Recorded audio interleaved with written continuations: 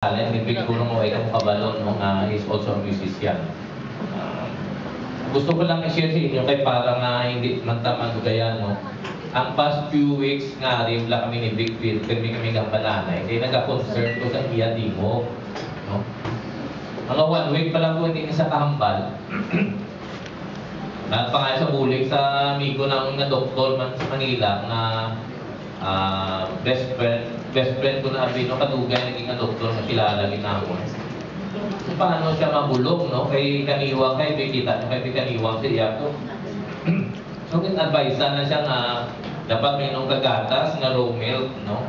Wala na pasteurize, makaon ka itlog, makaon ka bulalo. No?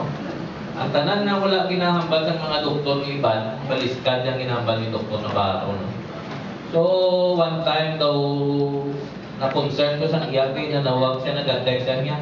Alam mo kung may problema kami ninibig sa amon, gataw ganay, minang pwede pangadihan mo ko, kaya may problema ko.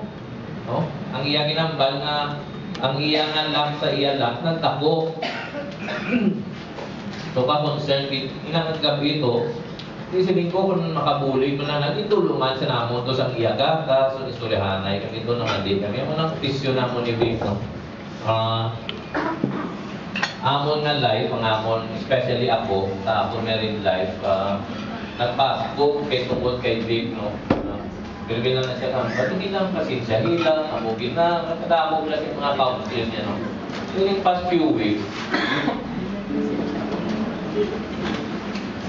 sang naglaing na itong sitwasyon na nagpamanila, naging siya, okay?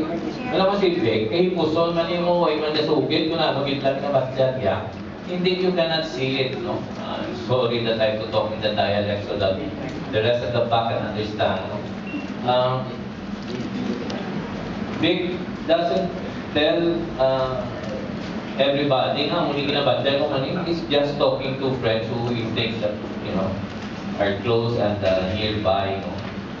So, sa kamo na itong istasyon, kadto sa Manila, kadto sa Migo ko to, Migo namon. So, on the way back, di amo naman itong i-recommenda yapon si iya nga, kinala naman inom kaya argata, muna yung munisipon hapit kan lang sa balay, kami hari pa ko din, no, kay we're using that, no, kinasunod na yan namon kami inom raw milk, no, so, tapos siya sa balay.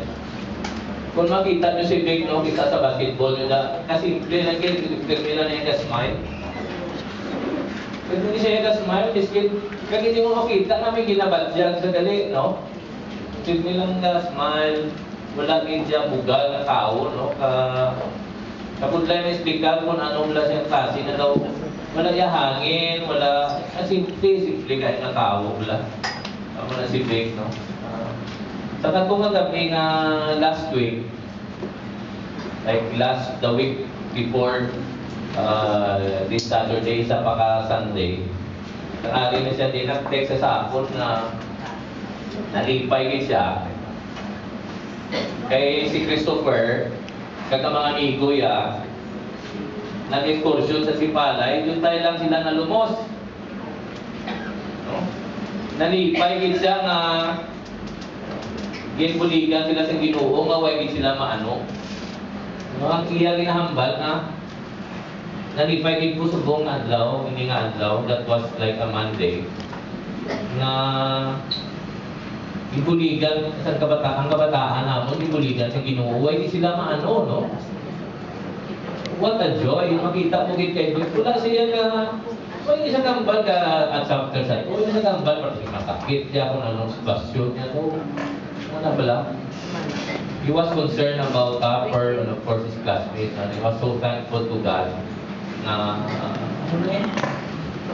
nalipay din siya, no? Nalipay man siya na si Tupper.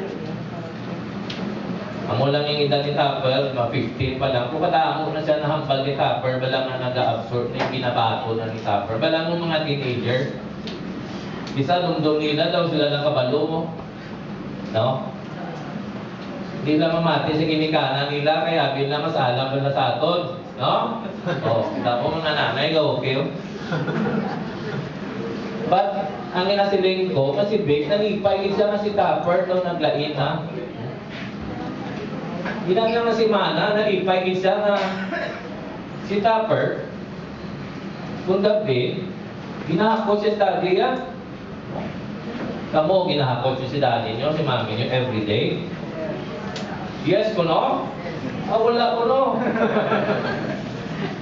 Nakapigil ko si Vic, for the past 15 years with Tupper, hindi nga mga weeks, nalipay gid siya nga ginahapos yung bata yan, no?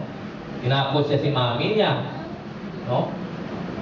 Kag naglaing gid ko si Tupper doon at responsible, ang gina-share ko lang, kay gusto ko lang mabalaan yung ang Ginoo, ay kita ginapabiyaan. Si Vic, kabalo gina siya ng Ginoo, ara siya every day, 24/7. Mula nang gusto ni Vic na, I think i-share sa aton, ang Ginoo ya, ara siya all the time. Kita lang na yang wala ka sa paksiya.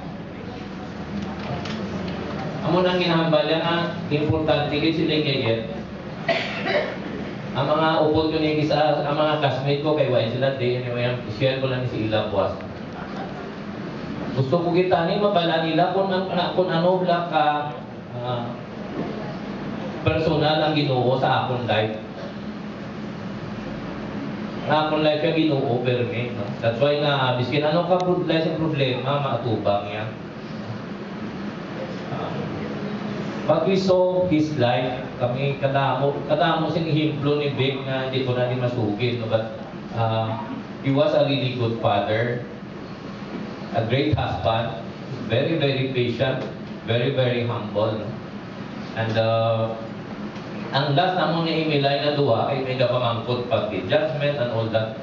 Hindi nga yan. Kaklaro na siya dyan, 3:16, 17. Gamba ng God that He gave His only Son.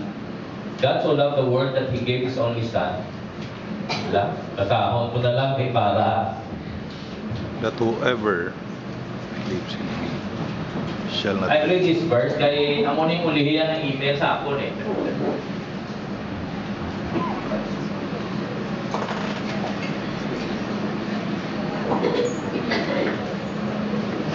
Memorize yun na ni tanan eh, hindi ba? Sige nga yan, mabala lang sila. Sige nga mga classmate ko, dito gusto ko hindi mabala nila ni nga. Sige nga, for John 3:16, no? For God so loved the world that He gave His only Son so that everyone who believes in Him, everyone, that is kita tanan, okay.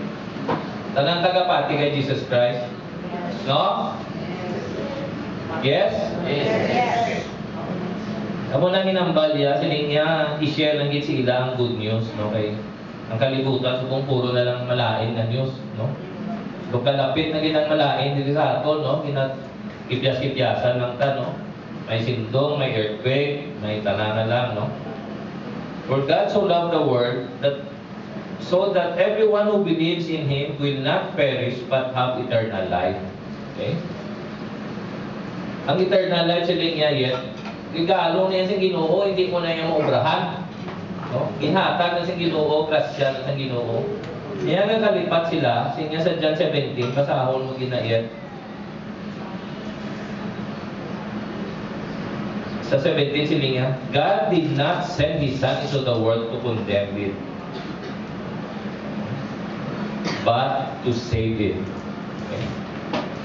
So mo lang gusto ni Vic i-share sa aton tonight, and kami na-shocking kami ang asawa ko, doon tayo lang nabuya ng phone pagkabasa niya sa text sa akin, no? Kasi kung nagabi ka namin, pasang yuhong ni Vic sa akin, no? Kadulong sa balay, hinatag sa akin na hani, kag way itong ipadala ni doktor, no? Ayaw lang gid, ayaw lang gid. So, mo lang ginagulong ma-share ko, no? Nga, ang gusto lang ni Vic mabalan yung nga ang maayo nga balita si Ginoo nga palanggaya kita tanan, total gatuo mata siya, hindi ta magkahadlok, no? Kay langga kita sa Ginoo, no? So, before I end this, I'd like to read a psalm for Vic, no? Ang inig siya nga tao, ma-Diyos no nimo, so permi ni sa always walk with the Lord. Okay?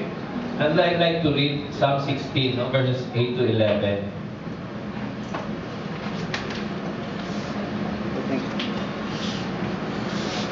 Psalm 16 verse 8 to 11, no? Si Lindy. I know the Lord is always with me. I will not be shaken, for He is right beside me. Lagi ang hambal ng Victor niya, yung Ginoo sa atong permi. No wonder, my heart is filled with joy, and my mouth shouts His praises. My body rests in safety. For you will not leave my soul among the dead, or allow your godly one to rot in the grave. You will show me the way of life, granting me the joy of your presence and the pleasures of living with you forever. Babe, naubra ko nang gusto mo ang balon sa mga amigo mo, Dave. I know it's just a temporary wait for you and for all of us. We will see Vic again as we enjoy the time with the Lord, and we hope that time will come soon. Salamat, Gid, no, for your presence and for your encouragement. And we would just like to commit, all of us to commit to be there to encourage Cora and Tupper and Kat. We will be there for you. You can call us anytime. Okay? Anytime you need help, you need encouragement, you can call on all of us here.